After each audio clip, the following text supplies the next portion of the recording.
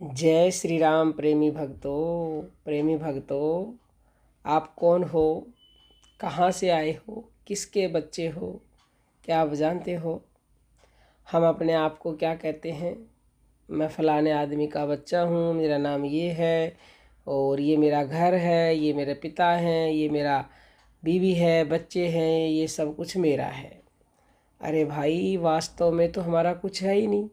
बताओ, आप क्या साथ लेकर आए थे? खाली आए थे ना?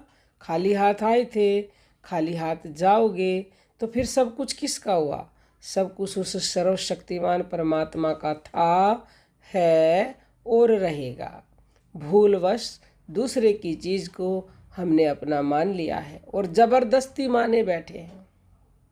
और जब वो चीज़ें छिन जाती हैं तो फिर क्या होता है? रोते हैं, बिलखते हैं, चिल्लाते हैं। पहली बात तो दूसरे की चीज़ को अपना ना माने, सब कुछ प्रभु का है। और गलती से कभी कोई दुख आ जाए, कोई परेशानी आ भी जाए किसी पूर्व जन्म के कर्म की वजह से, तो भाई वो सर्वशक्तिमान परमात्मा तो भाई फैलाए खड़ा है कि आजा मेरे बच्चे, तुझे मैं छाती से लगा लूँगा, तो आ तो सही।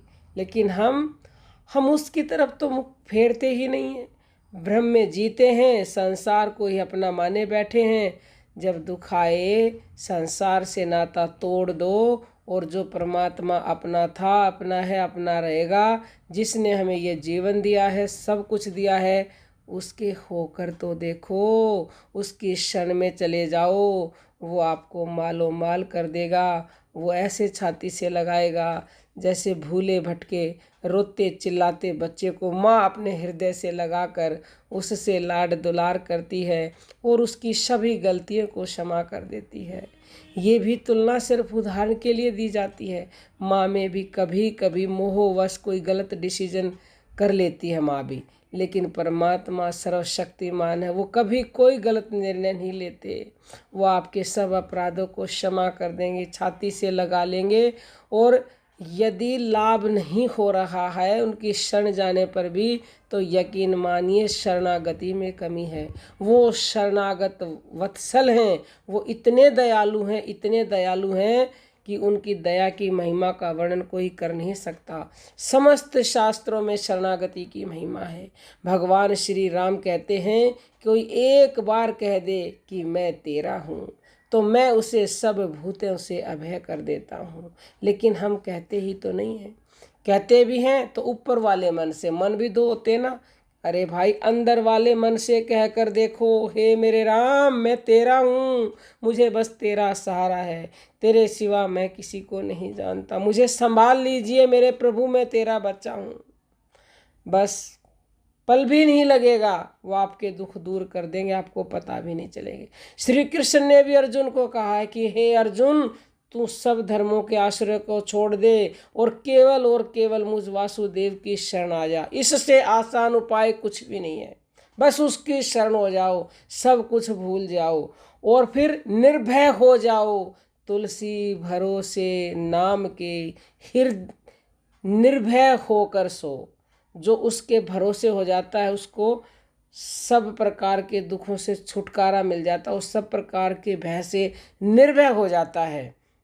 जैसे जब बच्चा जवान हो जाता है तो माँ बाप सारी जिम्मेदारी उसके कंधे पर डाल के और निश्चिंत हो जाते हैं।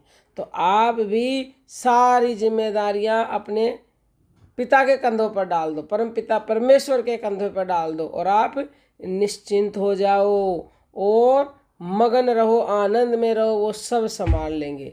लेकिन शरण होना पड़ेगा पूर्णता से, तन मन धन। जैसे जैसे वो रखे उस हाल में रहो, यही उसकी मर्जी है, यही उसकी इच्छा में इच्छा है। दुख दे सुख दे लाभ दे हानि दे, ये है उसकी वास्तविक क्षण। खुश रहो, आनंद में रहो, प्रभु जो तूने दिया वो स्वीकार है।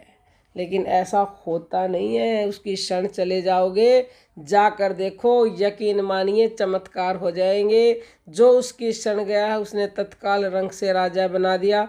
सुग्रीव गए, सुग्रीव को राजा बना दिया। विभीषण गए, विभीषण को राजा बना दिया, सुदामा गए, सुदामा जी को राजा बना दिया। अरे कितने ही उदाहरण हमारे शास्त्रों में भरे पड़े हैं, आप भी जाकर देखिए, जन्मों की दरिद्रता मिट जाएगी, सब संकट कट जाएंगे। अब हम अपनी वाणी को विराम देते हैं। सभी साधकों को प्रेम भरी जय जय श्री राम।